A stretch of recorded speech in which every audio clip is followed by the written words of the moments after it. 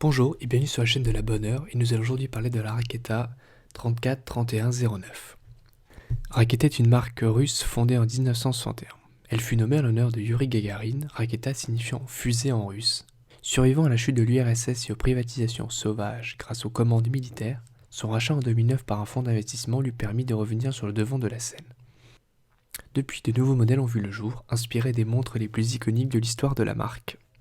Raketa est à ce jour l'une des dernières marques horlogères à produire la totalité des pièces de ses montres et l'une des dernières reliques de l'industrie horlogère soviétique. Le boîtier est en laiton doré assez joli, très fin et dispose d'une vitre acrylique bombée. Cette dernière est encadrée par une lunette cannelée du plus bel effet. Les proportions sont bonnes pour une petite montre et elle glissera parfaitement sous votre manche.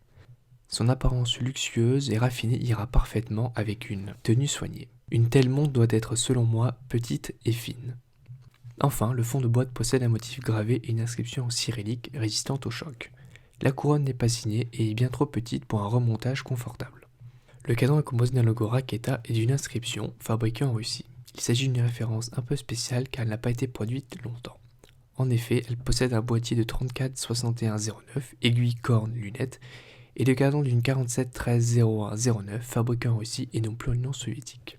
D'après mes recherches, il s'agirait donc d'une référence 343109. Elle a donc été produite dans un court laps de temps entre la chute de l'URSS et la fin de l'année 1992. Elle est équipée d'aiguilles dauphines et d'une fine trotteuse, de même couleur que le cadran. Les repères temporels sont appliqués et lisibles. Enfin, le fond est d'une magnifique texture proche du lin qui lui donne beaucoup de caractère et d'allure, ou d'un papier peint est-allemand. La montre est propulsée par le calibre maison Raketa 2609 HA. Il s'agit d'un mouvement à remontage mécanique disposant d'une réserve de marche de 45 heures, de 17 rubis et battant un rythme de 18 000 battements par heure. Le mouvement est fiable, dispose de 3 aiguilles mais pas du hacking ni de la date. La montre mesure 39 mm de hauteur, 34 mm de diamètre, 18 mm d'entrecorne et d'une épaisseur de 10 mm. Le bracelet n'est évidemment pas celui d'origine, mais l'entrecorne standard permet d'installer n'importe quel bracelet.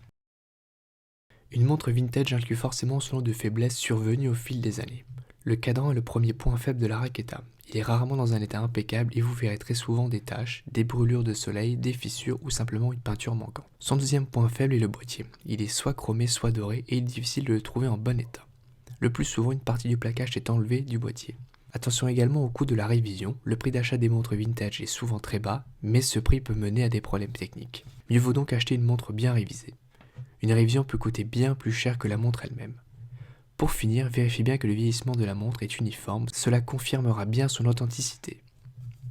Pour conclure, je cherchais une montre habillée et je ne voulais pas dépenser une fortune, tout en sachant que je ne la mettrais pas tous les jours. Je me suis donc encore une fois tourné vers la Russie pour trouver cette Raketa, et le résultat n'est pas décevant. Pour moins cher qu'une Swatch, j'ai finalement une montre mécanique jolie et bien habillée. Voilà, j'espère que cette vidéo vous aura plu, n'hésitez pas à laisser un commentaire si elle vous a appris quelque chose. D'ici là, portez-vous bien et à bientôt.